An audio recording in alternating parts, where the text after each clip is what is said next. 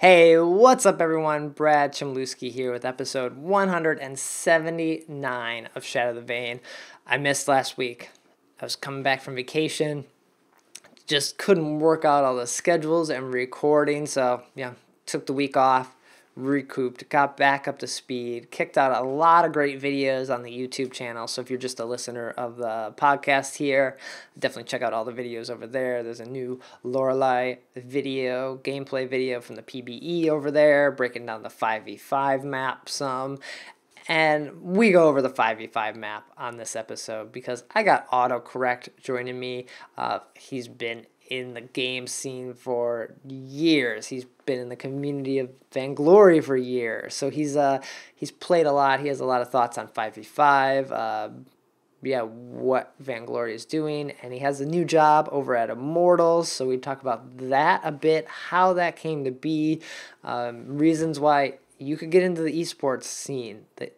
You could be making content. You could be designing. You don't have to be a pro player. You don't have to be great at any of these games. You could be terrible at Vainglory, but be a great video editor or designer and still get into the scene at a professional level, or even League, or even Heroes or Overwatch, any of those. So we talk a little bit about that as well. But let's do it. Let's jump into this episode. Shatter the Vain.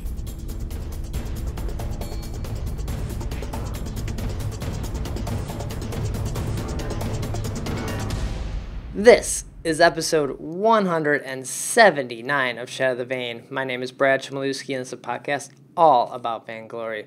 Every episode, I try to break down the news, gameplay, game tips, and hopefully we can all become better players together. And every episode, bringing on people who play this game, love it, have lots of opinions about it, and work in the esports scene. And this week I have AutoKorrect joining me once again. Welcome back. Thanks for having me, man. It's a pleasure. It's been a while. 47th episode, and now you're at 149. 179. 179. Jeez. Yeah, it was a long time ago. Or first You're going to do something special for your 200th? Like anything like I really should. I feel like it's going to happen so fast that I'm going to not prepare for it. But I at least have to get through the holidays, and then I can think about it. So I got a little bit of time. They're coming fast. Yeah. Sure. But for people, I guess, who maybe didn't see that episode 2 years ago or watched your streams when you were streaming quite a bit, you want to introduce yourself, let them know who you are? Sure. I'm AutoKorrect with a K. The irony is real on that. One of the original Vainglory streamers, one of the very first Asian streamer for Vainglory, basically helped launch the server in Korea. And so been kind of part of this the whole journey as a streamer, as a player. I've been on some high-profile teams, including with some Armada, Hunters, Gangstars, and Famous. So it's been a wild ride. It's been amazing to see how the game has grown, and I just think that this can only get better. So I'm really excited. Yeah. So now you've seen it. Yeah, you said from the beginning on all of these teams, and now you have this new job at Immortals, so you kind of just followed it all the way through. That's pretty awesome. Yeah, I mean, I've got a bit lucky, but I think also the state of where esports is going right now is really evolving. So especially in North America and EU, just in the last couple of years, esports in general has just really exploded, and it's really just taken a lot of people by surprise. Now you're starting to see that kind of get a little bit more caught up to speed as far as the big name investors are coming in. Guys like Rick Fox and coming from endemic sports organizations are now buying into these things. Right. Steve Aoki's got Rogue. All these. Shaq has now invested in NRG.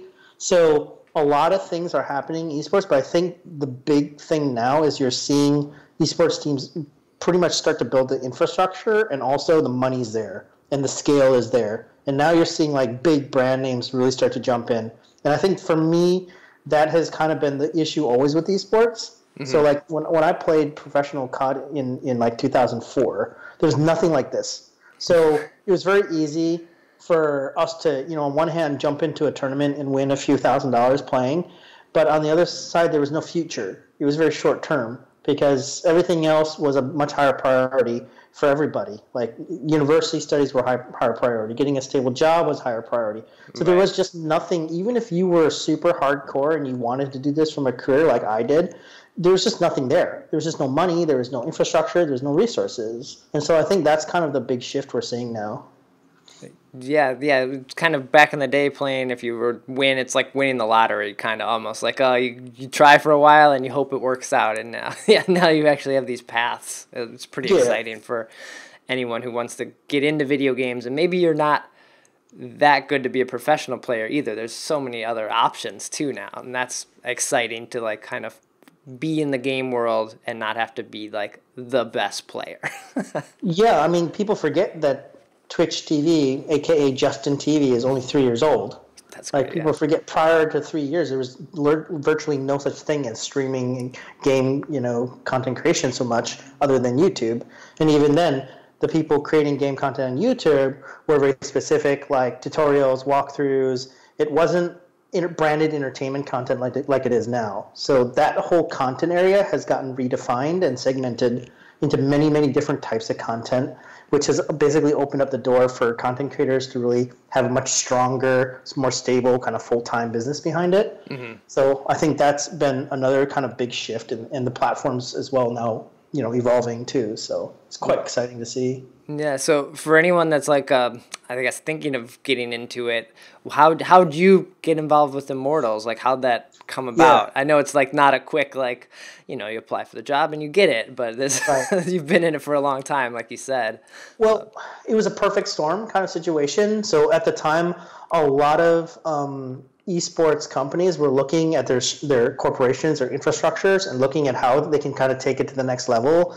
TSM had traditionally kind of led that charge, where they'd kind of been the example that a lot of esports teams followed and copied as far as their content creation, the way they established the brand, the merchandise rollouts, all that stuff they had done traditionally pretty well. But now all this money investment is kind of flooding into these other organizations, and they're also looking at what they can do and how they can be different from TSM, because of course you just can't copy TSM, right? So a lot of these guys were thinking about this, and a lot of the sort of the big, investors and the CEOs and stuff were saying, well, we need to invest in people. We need to invest in the right talent. And getting that homegrown talent from esports is virtually, there's nothing there. So then they're saying, what other industries or what other kind of areas can we tap into and bring people over? One naturally is traditional sports. So you're seeing a lot of traditional sports guys kind of get hired by these esports teams now. But on the content side, you don't really have that. So natural thing for me as an advertising creative, I spent 15 years in advertising agency all around the world, was this esports thing, because I'd been a Twitch streamer, so I knew about content creation, and I was a lifelong gamer. But for me, it never made sense money-wise. It never made sense from the industry-wise. They weren't developed enough. There wasn't enough money in it to make a really career, or at least for me to switch from my advertising career over there. But then sort of perfect storm happened. I got in contact with Noah Winston. I was also talking to some other teams as well. And but for me, what really kind of convinced me was a lot of the stuff that Noah had said in interviews about the philosophy of the brand and the authenticity of who they are. And I felt that resonated quite strong with how I felt an organization should be. And so I really wanted to kind of be part of that. And so then it was just a matter of how do I translate the skills as an advertising creative over to an esports organization. And having been in here now since the beginning of October 9th, I think I started. Okay. Just a month, yeah. Just a month now. I got that first month paycheck coming soon. I'm going to waste it all on probably like in-game loot boxes and Overwatch, but whatever. It'll be worth it. It'll be #worth for sure. It actually wasn't a huge transition. I mean, it's just you have a little bit less resources, things happen faster, but ultimately you're creating stories, you're creating branded entertainment content. The great thing is that my clients is ourself. So right. In advertising, you're dealing with like the marketing officer of P&G or Coca-Cola or whatever, and they always have their very point of view. They're move the logo this way, and this color red isn't correct, and all this, right? which drives us crazy as creatives, because it's like it's the color from your brand guideline, and you're saying it's but so all that frustration and all that politics and stuff that happens in advertising doesn't exist so much in Immortals, and that's great because at the end of the day, for me, it was also looking at what I want to spend time with. We're not getting any younger, right? So it's like we gotta, at the end of the day, you gotta do what makes you happy and what you really, feel excited about. And I think it's never too soon to change. It's never too soon to kind of go a different direction if that's what you really believe in and if that's what you're really passionate about. And so I truly believe that when you do something that you're really passionate about, you're going to excel at that, and the money is going to come. And so far, I've been quite lucky to actually see that happening. So I'm quite excited. Yeah, no, that's awesome. That's, I think, you're living that dream that not only you want, but I think a lot of people would also chase after too. So that's great. So now that you're over at Immortals, have you stepped away from streaming completely? I'm sure this has only been a month, so you're still getting caught up. But are you kind of going to step away from streaming too? Well, part of it was physical. So I was in Asia, so I've been moving my stuff. So my stuff is kind of floating somewhere in the Pacific Ocean. So I don't have a computer. I don't even have, if you follow my Twitter account, I don't even have a bed. I didn't have a bed for the first couple nights. So I have no furniture, no bed. I have internet connection, which is 100 megabit up, 100 megabit down. Okay. But I don't have a computer or anything. So it's just basically like Vainglory, like some other games, and that's it. So no lag, by the way. I've got like 6 MS ping to the NA server, which is nice. But yeah, so there's that. But then there's also consciously, I also did a video, sort of a goodbye video as well that I posted on my YouTube, basically laying out that I wanted to make a strategic shift from the content creation, because when you become involved in an esports company, you have to be careful of what you do outside of that and how that reflects on the brand, because you're a brand ambassador for the company. Yeah. And so I needed to make sure that if I'm going to be a streamer and if I want to stream the way I want to, that I need to figure out a way to do that without, kind of putting that brand image at risk. So I am going to do something with the stream still. I'm not completely quitting, but it won't be, let's just say, my face. Okay. So that's all I'm going to say about that. A little teaser for you guys. But yeah, so for now, AutoKorrect as a stream brand is pretty much retired. Okay. Yeah. Well, sad to see that happen, but yeah, it's all worth it in the end. Yeah, it was quite interesting though too, because it's funny because Vainglory viewers weren't necessarily the viewers of the kind of holistic Twitch area, because I noticed some subtle things. So for instance, people's definition of salty from a Vainglory point of view was it was negative.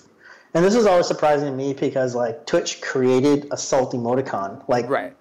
They branded themselves as for salty gamers, right? So it was a positive thing, and it was Twitch. It was a Twitch thing, but somehow I guess the Vainglory viewership being younger or something, they weren't kind of exposed to that sort of long heritage that Twitch had built about saltiness, as just an example.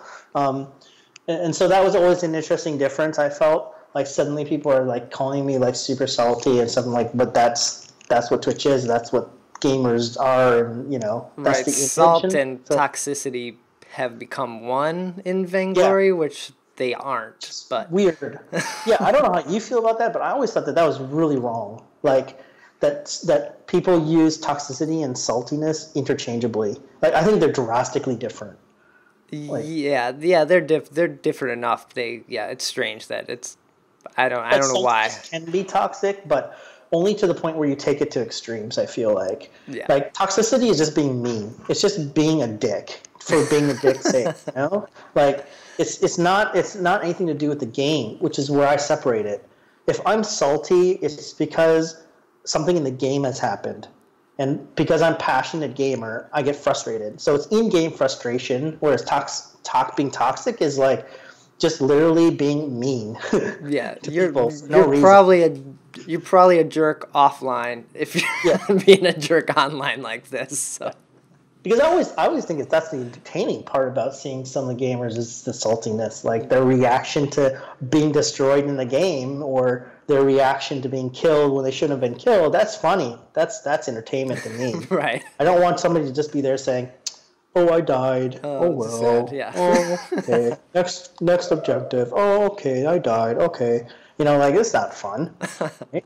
So I don't know, but I think you shouldn't take it overboard. Like I think there's a point where saltiness needs to you just need to move on, right? Like so for my streams, some of my streams, I'll get salty, but it'll be self-contained. So as soon as like a few minutes have passed, it's completely done. Like I'm on to the next thing. I don't dwell on it, and I don't talk about it for like 30 minutes later. Like that one time I got killed. Yeah.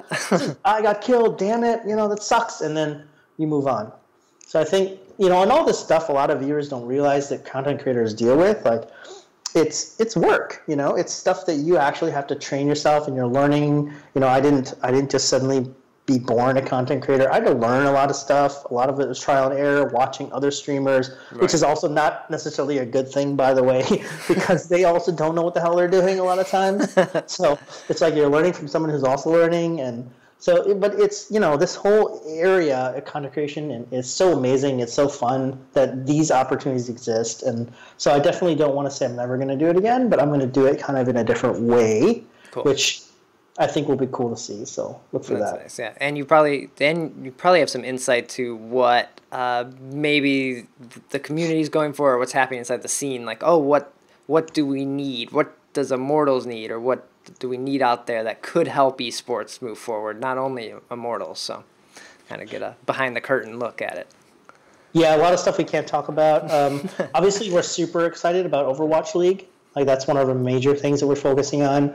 We're super excited about representing Los Angeles. One of the teams representing Los Angeles, and I think some of the stuff you guys may have seen, like the team skin, the color coding of the weapon effects and all that stuff. Yeah. So I think they're really working super hard to tackle a lot of these spectator issues. Number one problem everyone has said about Overwatch was hard to spectate, hard to keep track of what's going on. So I think the fact that Jeff Kaplan has basically come out and said, we recognize this is an issue and we're working to fix it, and here is what we're doing to fix it. I think that alone is like so transparent, and it's like a huge breath of fresh air to see a game developer just recognize that there's a problem. Like, how many game developers have you talked to where like they just like completely never mention the problems that everybody knows it's there? They don't address how they're going to fix it. It's just there always. Yeah. Like it's just like, so I guess in a way it's been interesting for me just to see like Vainglory's approach to community building and how successful they were on that. The Overwatch League and how Blizzard has been so successful in terms of transparency in their game development and also the esports development on that. I think it's all been really kind of an amazing last 2 years in the scene, and I think it's just going to explode even more. So I'm very excited about being here. Yeah, and so you said Immortals is pretty focused on Overwatch League right now. I know you don't know what's happening always. We're behind the scenes with everything or can't say. But as a Vainglory player, what did you think about Immortals stepping away from Vainglory when they sold the team to Tribe? Right. I think it's an interesting decision, but, if I'm going to, and I'm just speaking for myself, I'm not speaking on behalf of Immortals at all, but if I look at it from that point of view, the Vainglory esports scene has been out for a while now, and it's reached kind of this plateau. Right. The amount of prize money, the amount of viewership has not really seen drastic increases in the last few V8s and stuff and the World Championships. It's reached a point where it's gotten high, but it's kind of just been steady, right? So when you look at it from a big picture point of view, beyond Vainglory, just mobile esports as a whole, you're not really seeing that massive spike, that massive growth, from month to month or year to year, really. They've spiked initially, and then they've kind of rode that spike, and that can all change and will change with Arena of Valor. But I think also part of it is you need a lot of money as well, right? So what attracts brands, what attracts players is prize money, infrastructure, all this stuff. And I think Vainglory has kind of, to their credit, done this all by themselves and done it alone. and then Clash Royale came in, and then some of these other came in. But they were really the ones who kind of defined mobile esports, in my opinion. And so they're always going to have that crown. But I think when you look at the big bucket, and obviously Tencent coming in and supporting with Arena of Valor and other games coming in, that everyone is going to have to step up their game. And I think that's going to be infrastructure-wise, that's going to be money-wise, investment, pulling in non-endemic brands to the mobile scene, trying to understand how you can increase viewership of mobile esports versus, more traditional games like League and Dota and Overwatch, and, how they will kind of work together, having more structured league or franchising-based systems behind it. Right. Vainglory has tried to do that somewhat, but it just feels like the whole bucket they're working with is just not there yet. Like, it's just not grown up yet. And so that can come. But having been in Vainglory for 3 years, I feel like other than 5v5, I'm not quite sure how big that bucket can be, really. Right. You said, it's kind of plateaued. We'll probably talk about 5v5 here in a minute in the news. But, everyone's just waiting now for the 5v5. And that could have been a reason for Immortals to step back too. Like, well, let's see what happens. We got 3 months of just waiting. And I think that's kind of where everyone's at right now. Like, all right, let's sit tight, ride this out till the end of the year, Worlds, and then we'll relook at things. Yeah, and I think when you're running sort of these top level esports orgs, you're really looking at bang for your buck, right? Because they're also answering to board of directors, who are answering to individual investors, who are answering to venture capitalists. And so they're all looking at, what am I getting? What is the brand getting out of this? If I put X amount of millions of dollars, what am I getting, right? So they're all looking very, very, very big. Like, they want games that have massive, returns, that have huge, thousands and thousands of viewers. They're looking across cities, across countries. And I think the mobile esports is generally just tougher to get to that level. So I think it'll take time. And I guess 5v5 is a step in that direction, but right now it's not there. And it hasn't been there like the last year or so. Right, yeah. And you mentioned Arena of Valor. I believe you were starting to play that and stream it a little bit before you moved and everything. Yeah. Do you think that's now, one, pushing Vainglory to do something else? And do you think it's how do you think that game compares to Vainglory? I haven't really dived into it much. Well, first of all, you need to understand that before it was called Arena of Valor, it's called Strike of Kings. Yeah. And Strike of Kings has been out for a long time and is still pretty much the same game. Strike of Kings is very popular in Southeast Asia, Vietnam, Indonesia in particular. Garena is kind of pushing that through a lot of these countries and markets, Philippines included. And then they also had like all the other 5v5 clones. So Mobile Legends is the other one. There was Mobile Legends. There was tons of different copycats, but they're all using this engine. So they're all actually licensing from this engine. So a lot of people are like, Arena of Valor or Strike of Kings copied Mobile Legends. It's actually the opposite. Mobile Legends licensed that engine for their game, and even some of the characters. And so they're actually getting sued by Arena of Valor for copying some of their assets. Yeah. So there's actually an ongoing lawsuit of them saying, hey, you copied us so much that we actually are going to sue you for it. So which is funny, after you've paid us to use this, now we're going to sue because you went too far. Yeah.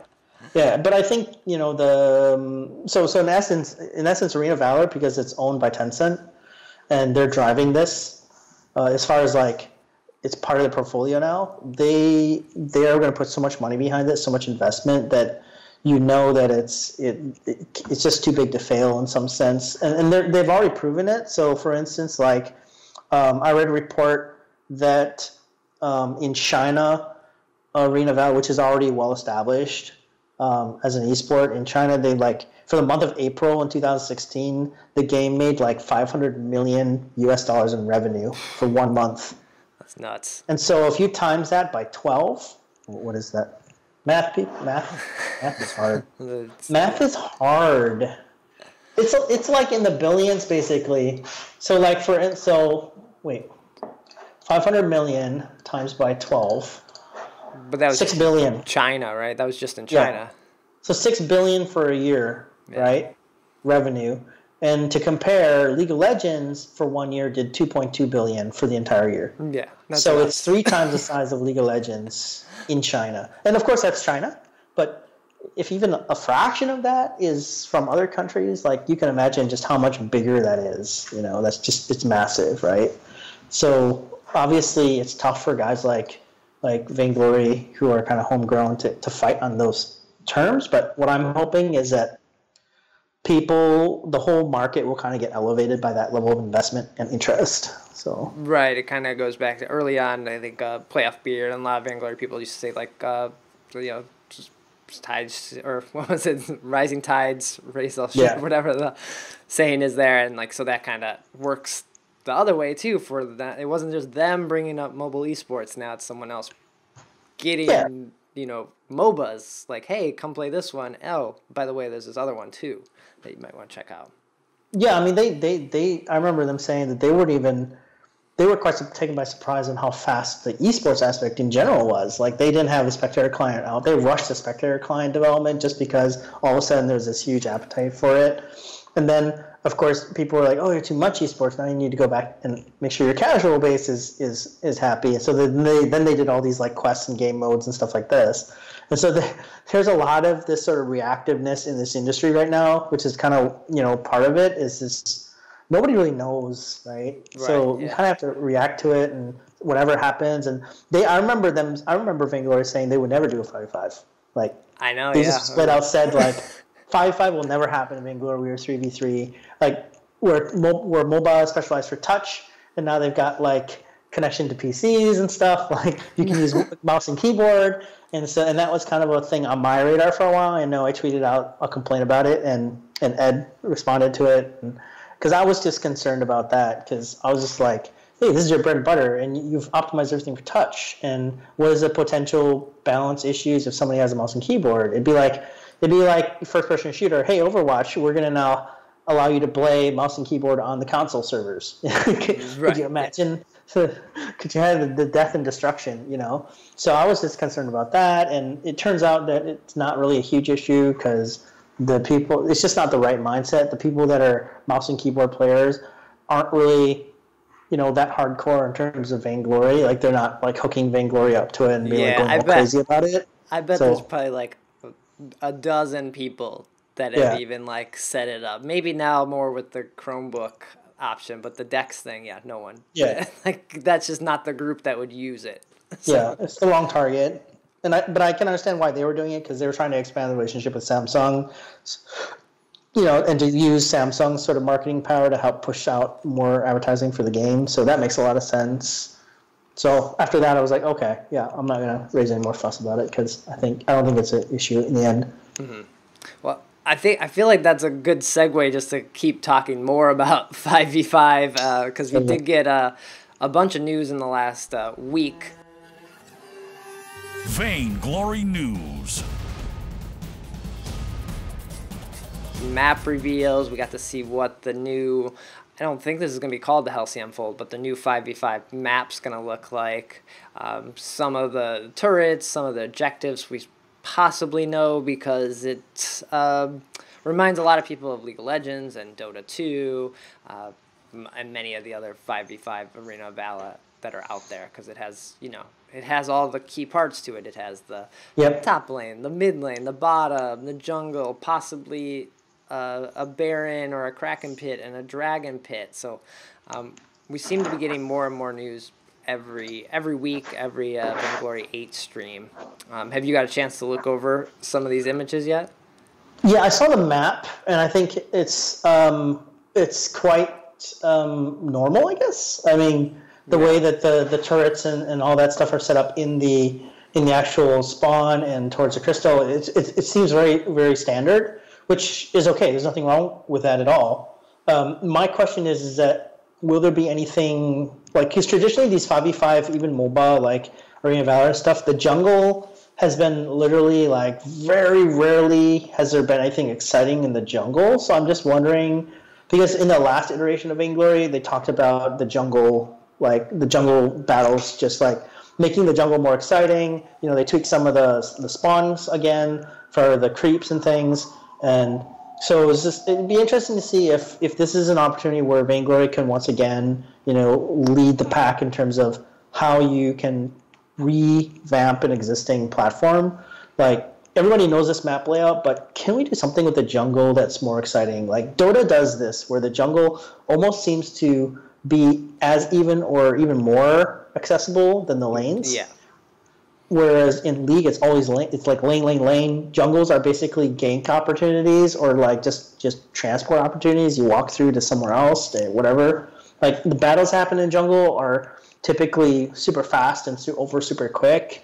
Where it's just like, boom, we're ganking 3-man, 5-man gank on this guy or whatever. So I'm just wondering if there's going to be any differences to how the battles work and how the gameplay works in other 5v5s, or if this is just going to be the similar thing, just with Vainglory characters and abilities. Yeah, hopefully they make those like objectives, like the Kraken and maybe whatever else is in this other pit, if it's a dragon or whatnot, very important, because that will be where the jungle, if the jungle camps and the objectives in there are more important than, just getting a turret down by yourself, people will go fight there and just make sure the waves are kind of balanced and doing their thing. So, yeah, I would love to see, another Kraken. I know early on they talked about how they experimented with 2 Krakens, one that, like, roamed around in the jungle and stuff like that. I think would be really exciting, like, push that evil engine even farther.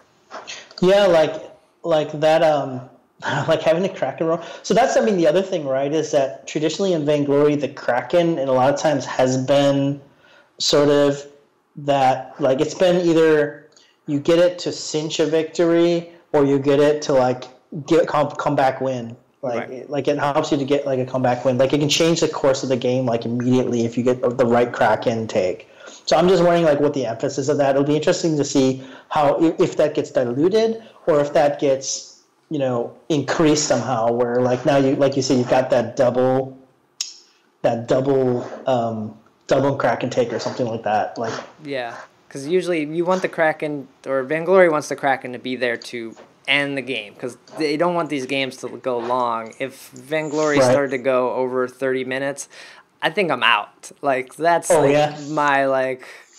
my point. When I was playing League and I had games 45 minutes, an hour, I was like, that was just such a waste of time if I won or lost. I was like, I could have played, 3 games of Vainglory in that time.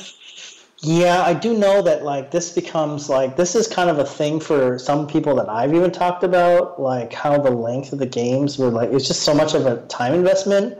So that's an interesting kind of feedback, because it's like, how is that different from sitting in the computer and playing League, right? Like, right. If I'm going to sit here and play a game at the computer, why don't I play a computer game? Yeah, and that mentality, I think, is nothing that, it's nothing that, Vainglory can fix. That's just an issue, a perception issue, in general, the whole kind of category of mobile gaming. But I think it's interesting to see how Arena of Valor and Vainglory 5v5 will address that, I think, moving forward. Mm-hmm. Are the games in Arena of Valor, are they longer? The few times I played Mobile Legends, like, no one knows how to play, so you can end games very fast, like, when you first start playing. So that's same with Vainglory too, but yeah. Like, I think, I don't know. I mean, it's somehow it feels like it's quicker somehow, but I don't think if you time it, it's actually going to be that much quicker. I think what it is just at a certain point, like, things snowball quick. Like, up to, like, half of the time it'll be like, it could be, and then boom, switch turns and they just destroy you, and you're like, okay, they're going to take all the rest of them and they're going to win. So for sure, yeah. Well, do you think this is later in here, but we can move it up? Do you think 5v5 is going to be enough for Vainglory to kind of push forward a little more and, like, I guess recapture that heart that a lot of people have left because of these other games? Well, I don't know. I think for sure there's going to be a lot of people, including myself, looking at, testing it out, trying it out. I think it's, but I also don't think it's, I think it's an oversimplification, honestly, to say these people left simply because it was a 3v3.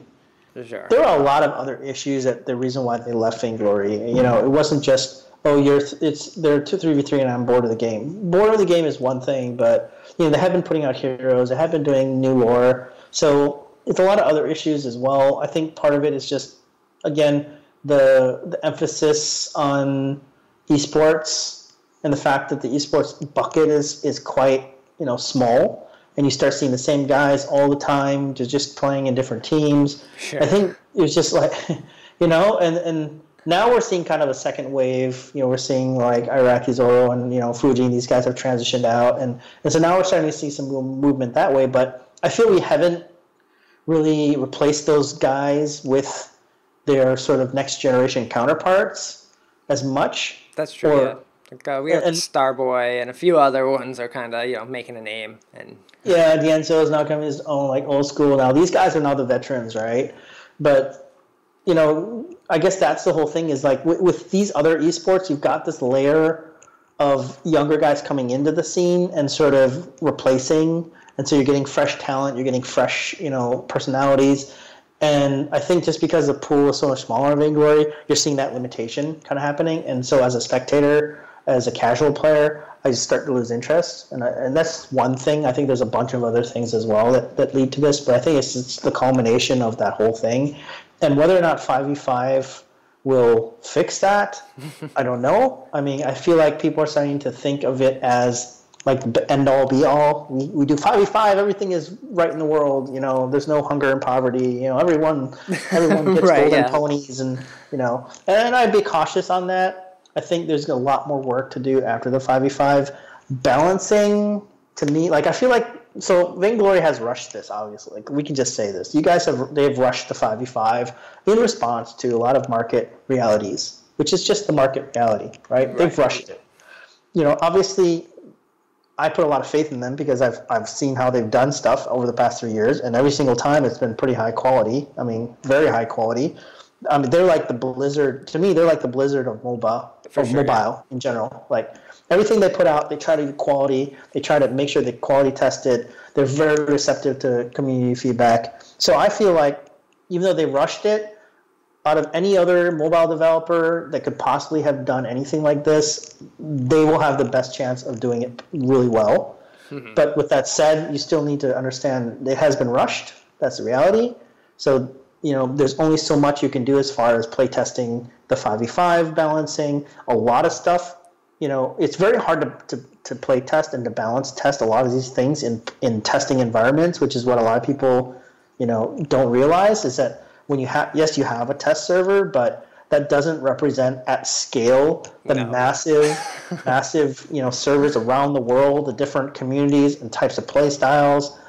Something that NA players may think is not an issue, EA players may think is an issue, or EA players might, by the nature of how they play and do metas, drastically different from NA, they may have found a bug or an exploit that NA players wouldn't find because they don't play that way. Mm-hmm. So I think a lot, and that only gets blown out when you do 5v5. When you do 3v3, it's a little bit more self-contained, a little bit more manageable. When you do 5v5, it's now like all of those little things have now doubled or tripled in size. Right. So weird bugs you might see in a hero, or yeah.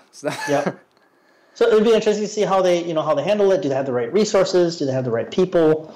And I think it's the scale. The scale that I think Vainglory really will be struggling with.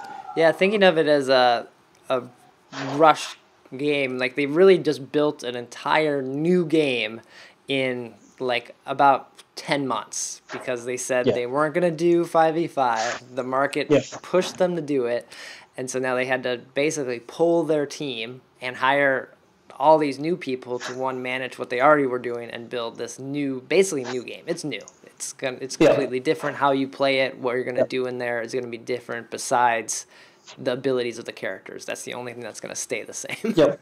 The one crucial thing that I can kind of say as far as a 5v5 that I think will be interesting is, because my prediction is that eventually people will play 5v5 and hardly anyone will play 3v3 anymore. Right. That's just my like prediction. League. Yeah. 3v3 is just it's gonna be there. It's gonna die out. It'll just be a mode that eventually no one will play. Most people play 5v5. I think there's one key reason for me from playing Vainglory and from playing, say, a 5v5 like Arena of Valor is it's more forgiving, first of all. Because you have more people in your team, the mistakes that they make and the mistakes that you make don't have such a direct influence on the outcome of the game. So the problem with Vainglory is that you make a mistake. You, 1 out of 3 people, make a mistake. You get killed. Then all of a sudden it's super easy to just destroy the rest of the team and go on and push objectives and win the game. Right. In 5v5, you can't do that because you have got more players. So one guy makes a mistake, you have 4 other guys that can kind of cover his mistake and kind of cover for him and kind of double up on certain things. So you have that extra sort of buffer so that when you're playing, not everything is just on you, in your position. And so when you kind of dilute that effect of that one person doing a bad mistake, it gives you a sense of comfort. It gives you a sense of sort of confidence that, hey, if I do screw up, it's not like we're going to lose a game. But the thing I've always found about Vainglory, and probably one of the reasons why I personally got really salty when I solo queued, was because of that. Like, so much responsibility and so much of my trust was on my opponents or my teammates to play their positions properly. And then when they didn't and we lost a game, despite the fact of me not really doing anything wrong, or anything majorly wrong, that was upsetting. Whereas, 5v5, it's much less of that. It's like, oh, he made a mistake, but hey, we didn't lose like so much for it. One like, guy feeding in lane isn't that bad compared. When there's only one lane, it hurts. I've won games in Arena of Valor with one guy going AFK before. You hardly ever will ever win in Vainglory if one guy goes AFK and spawn. Right. Almost never. So this is just a numbers thing, and I think, and also team fights. So like in team fights in Vainglory, when you lose a team fight, it's a big deal. Like if you lose a team fight, especially mid to late game or late game, it's like done. You've pretty much lost. Yeah. Like there are some epic comebacks that happen, but as a rule of thumb, like you're pretty much really struggling if you lose a couple crucial late game team fights, right? Especially if then they get a Kraken and then do 2 or 3 turret push. They can even end the game in a lot of those cases. Like I've seen guys end the game with just, you don't lose any crucial team fights and you lose one late game team fight, they get the Kraken and they push all the way to base and win. So the thing in Arena of Valor is because also the maps are bigger and there's just more coverage, that doesn't happen as much. Like you don't have an instance where one crucial team fight you lose and then they push all the way straight to your crystal and destroy everything. Like there's still a chance. Like I've come back a lot more in Arena of Valor with no turrets left in the late game simply because we managed to all work together and then push them back and get one crucial kill on one of their guys and then just push them back. There. And then the spawns were staggered, so that guy was had a long cooldown on his spawn, so we were able to push more. So that counter-attacking ability in 5v5 is just so much more powerful. Yeah, I think just there I think the mindset of 5v5 and the complexity of it's going to make it much more fun to watch and just I think play moving forward. So I can't wait for it. Yeah, and to see that evil engine in work on the 5v5 will be interesting too. Yeah, I know I'm probably going to need a new iPad once this 5v5 drops because there's no way it's going to keep up. And that's the downside, right? That's the downside is that the devices and stuff. And this is also another issue more and more because you're limiting your player base from an already limited player base. And that's the thing why Mobile Legends and Arena of Valor also have done their game engine in a way that it doesn't require a ton of resources. Low rate. Yeah. It looks fine. It looks good enough. So. Yeah.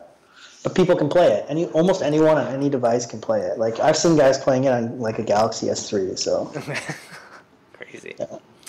Well, so keep a lookout for more 5v5 news coming from them every week. We got towards the end of the year. We'll probably see the release of it, or at least we'll see that preview match at Worlds for sure. But then we have new updates coming every month or so, and we got a new one dropping this week. 2.10 is coming out.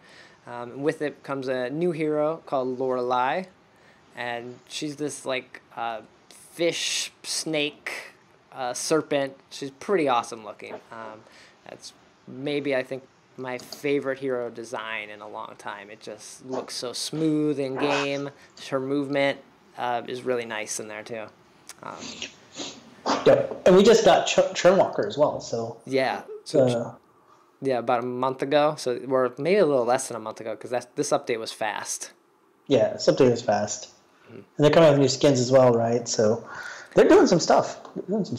Yeah, we got 3 new skins. We got the Adagio, the Cage Fighter Arden, and the Flicker skin. So, yeah, I don't know. This update's, I think, pretty nice. And Lorelai, I put up a video on the YouTube channel as well, so check that out. I go over her abilities a little bit, talk about her, but I still need to get my head around her because she's this weird hybrid, kind of like Lyra, where she offers this mage path that's really useful, but she's a little bit more useful as the support utility member on the team.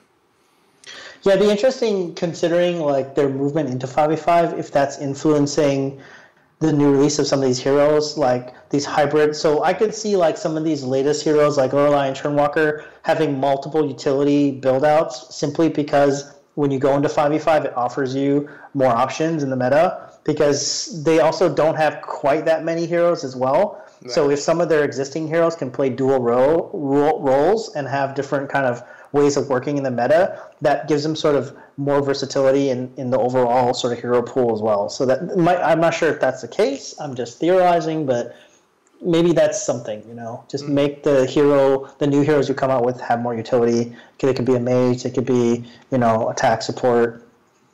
Yeah, and Lorelai, like her abilities like help you move around the map even better, so you get that increased movement speed. So I think going into 5v5, that's going to become helpful for a lot of people as you get used to the bigger map, to have a hero that gives you that speed boost when you use an ability. So that'd be nice. Yeah. Cool. Well, get ready for that update coming on Wednesday, just a couple days after this episode. So hopefully everyone picks up Lorelai, picks up some of these new skins. And that's going to do it for episode 179. AutoKorrect, thanks for joining me. This was great. No, thanks for having me. It's always a pleasure. And don't forget to root for Immortals and LA Valiant and Overwatch League as well. Yeah, definitely, for sure. We'll keep an eye out. Twitter is probably the best place to keep updated on what you're doing and when you start your new stream, or once your equipment gets here and once you're all settled in. It's going to take a while. Definitely. So, well, congrats again on the new job. Thanks. Appreciate it. And then follow Shatter The Vain at shatterthevain.com, at Shatter The Vain on Twitter. All the episodes are posted on the website, YouTube version, SoundCloud, iTunes, so check those out. And I'll be back 178 next week. We'll go down the patch notes, talk more about Lorelai, and probably more 5v5. All right, take care.